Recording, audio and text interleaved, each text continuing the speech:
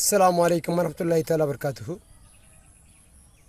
আসলে আজকে যে কথাটা নিয়ে বলার জন্য আমরা সম্মুখে আসছি, রসুলের শানে বেয়াদবি করা, বুস্তাকি করা, আসলে জিনিসটা আলেম নামে জাহেলগণে এগুলি কি করতেছে মাথায় আসে না। আমার রসুল শিক্ষক হিসেবে প্রেরিত হয়েছে, ফিউন হিসেবে নয়। উনি ইমামুল আম্বিয়া, ওনাকে নিয়ে সাহাবায়ে কেরামকে নিয়ে হক্কানি আলেমুল আমাদেরকে নিয়ে বুস্তাকি করা এগুলি মোটেও ভালো না।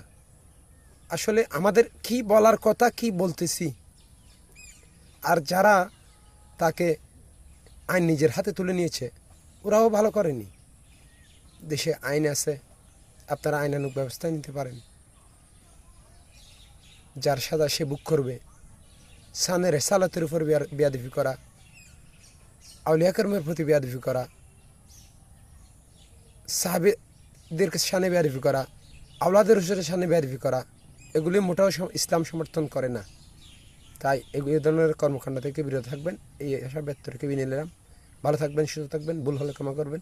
আসসালামু আলাইকুম রহমতুল্লাহ।